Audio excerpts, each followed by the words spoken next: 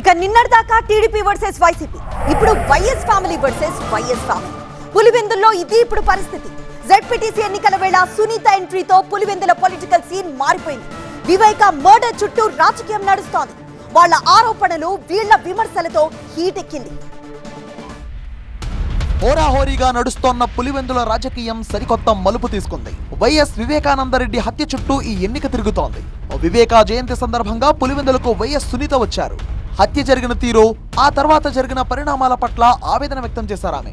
చిన్నప్పటి నుంచి కలిసిమెలిసి పెరిగిన అవినాష్ రెడ్డి తమ కుటుంబానికి ద్రోహం చేస్తారని ఊహించలేదన్నారు వైఎస్ సునీత. అసలు ఇట్లా ఇన్సిడెంట్ కి, ఇట్లా నాన్న మర్డర్ కి అవినాష్ సంబంధం ఉంటుందని ఎక్కడే కానీ అనుకోలేదు. నాకు అవినాష్ అంటే ఆ వీధిలో తిరుగుతున్న చిన్న పిల్లోడు, మేమందరం కలిసి ఆడుకుంటుంటే అవినాష్ పిల్లోనిలాగానే చూస్తుంటాం. అటువంటి మనిషి ఇట్లా మారుతాడు అన్న తలంపు ఎక్కడ కానీ రాలేదు. హత్య అని తెలిసిన తర్వాత ఆదినారాయణ రెడ్డి, బీటెక్ రవి, సతీష్ రెడ్డి కలిసి చంపారని తనతో పేపర్ పై సంతకం చేయించాలని చూశారన్నారు సునీత. అవినాష్ మాకంటే 10 సంవత్సరాల దాకా చిన్న. నాకు జ్ఞాపకాలు, ఆ సందులో అందరు మాడుకుంటుంటే అవినాష్ పరిగెత్తుకుంటూ రావడం, చిన్నపిల్లడు. నాన్నను మర్డర్ చేశాక ఎప్పుడైతే అవినాష్ నాకు లెటర్ తీసుకొచ్చాడో, ఆదినారాయణ రెడ్డి, సతీష్ రెడ్డి, బీటెక్ రవి వీళ్ళందరూ నాన్న హత్యకు కారణమని లెటర్ తీసుకొచ్చారు.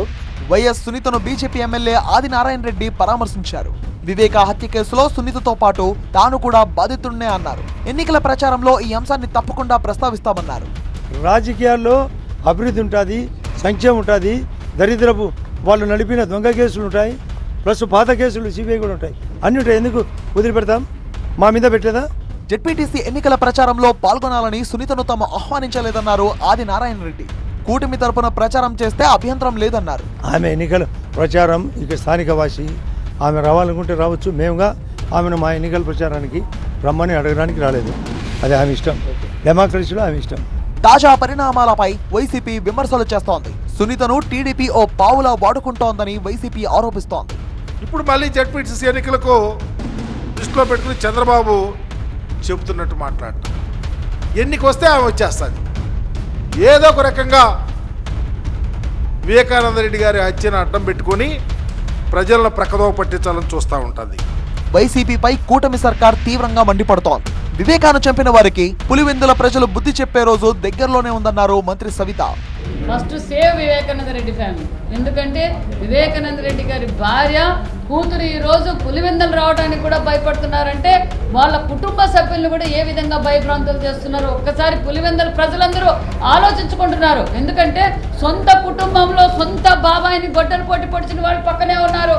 ఇంకా ఏంటి, వివేకానంద రెడ్డికి జరిగిన అన్యాయం కన్నా ఈ రోజు ఈ పులివెందులకు ఇంకెంత అన్యాయం జరగాలని కూడా ప్రజలు బాగా అవగాహనతో అవకాశం కోసం ఎదురు చూస్తున్నారు. ఖచ్చితంగా దగ్గరలోనే ఆ రిజల్ట్ కూడా చూపిస్తారు.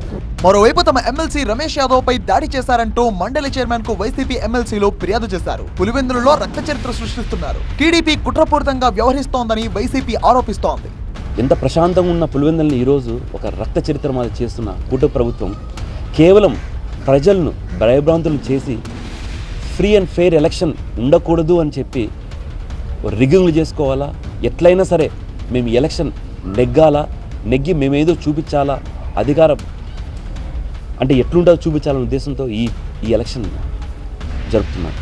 పులివెందులలో ఇటీవలే జరిగిన దాడుల వెనుక కూడా వైసీపీనే ఉండొచ్చంటూ సునీత అనుమానం వ్యక్తం చేశారు. పులివెందులలో ఇప్పటికైనా మార్పు రావాలన్నారామె.